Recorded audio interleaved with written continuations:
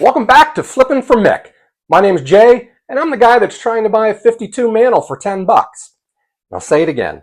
I'm not crazy. I know I can't just buy one for 10 bucks, but I really do think that by finding deals on cards out there, selling them for a little profit, reinvesting those profits, and getting into a lather, rinse, repeat cycle, I can grow a pot large enough to buy myself a sweet Mantle card, and I am very happy to have you guys along for the journey here.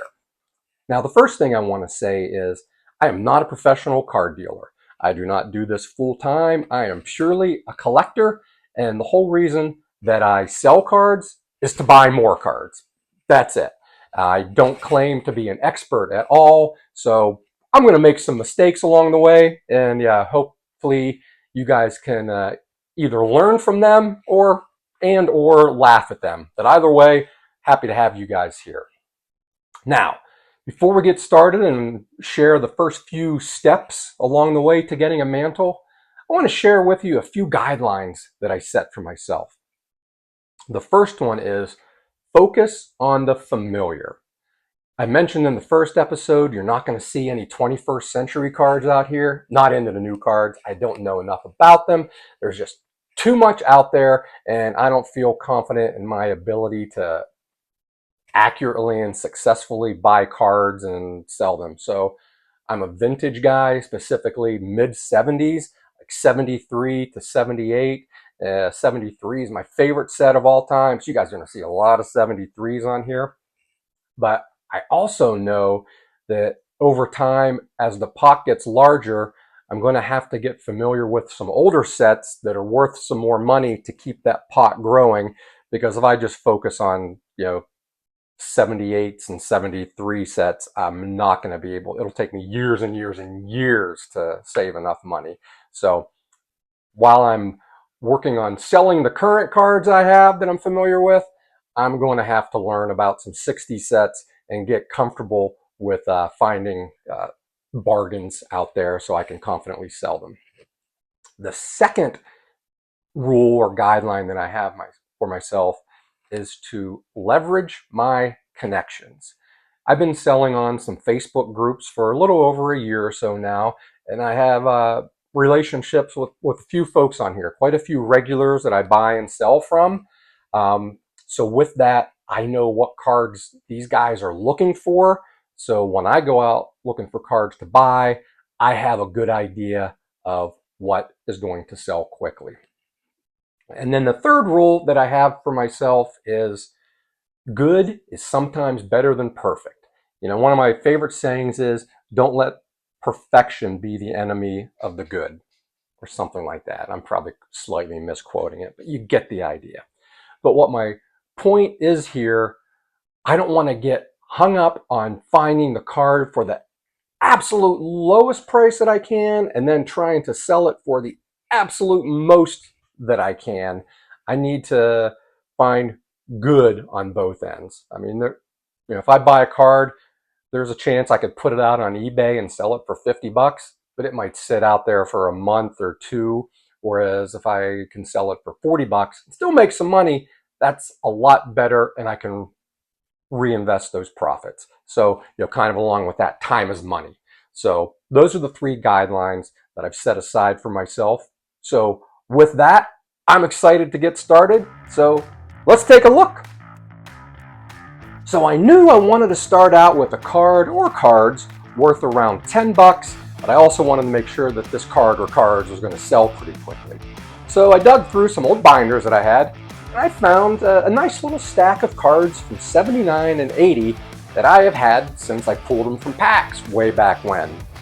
I was a pretty big collector from 73 when I was 7 years old through 78 when I was 12. But then, you turn 13 and 14 and you get other interests besides cards. So I really didn't buy many cards in 79 and 80, just a handful of packs. But here were some of the cards that I did have. And so I got 8 Hall of Famers on here, and I threw in 6 other commons that were with them and posted those in a Facebook group. And we're going for a Mantle here, so it's only appropriate that probably the best card in here, is an 80 Reggie. So we got a Yankee great from the 70s in this first lot that I'm trying to sell on my way to, buying a Mantle card. So I posted those online, hoping to get 10 bucks for them, and woohoo, got $11. So there we are.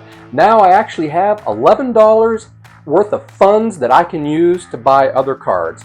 And one thing that I think was pretty cool about this, I mentioned that one of the important guidelines that I have is leveraging my connections.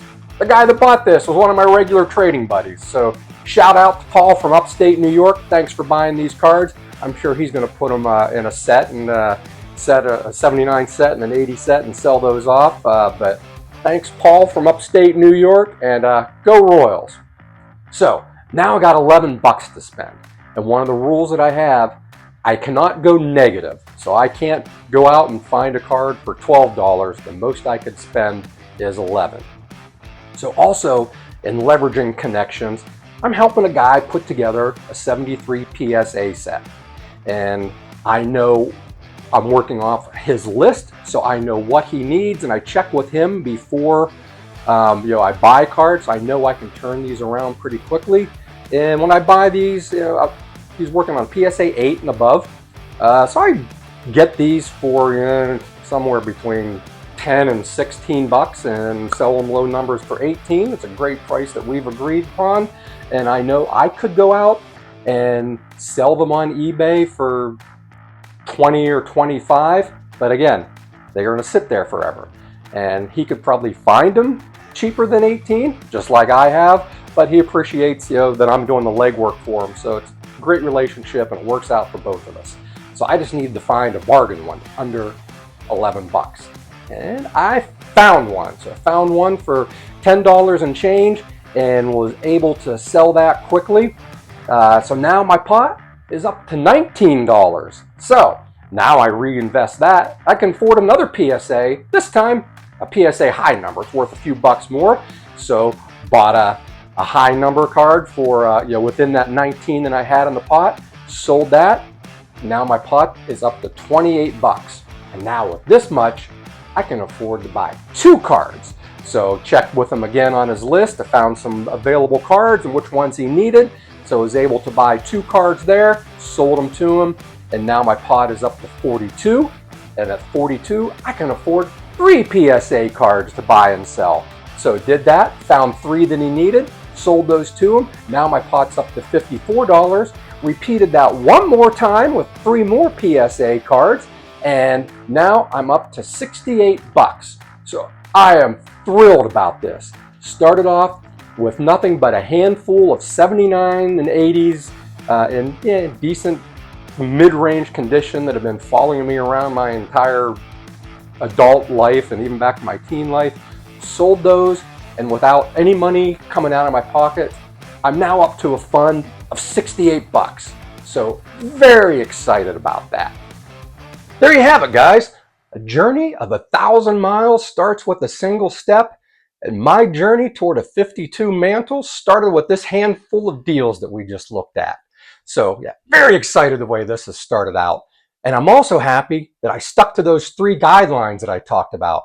1, I focused on the familiar, dealt with basically 1973 cards. 2, leverage connections. All of the sales were to people that I've been used to dealing with, and they're used to dealing with me.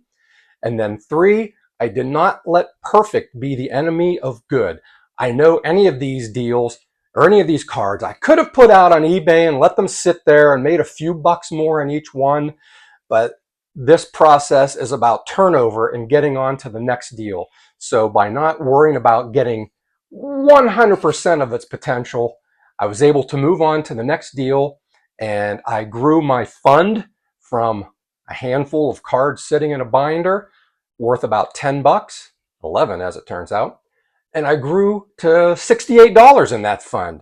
So tune in next time, see what progress I've made, and we're also going to look at the cards of Mickey Mantle, what I'm actually working toward. Some of you are probably very familiar with all of his cards, others may not be. So we'll go through, and in addition to the 52, I'll share some of my other favorites in there that if I had to, those would be the ones that would be on my targeted list.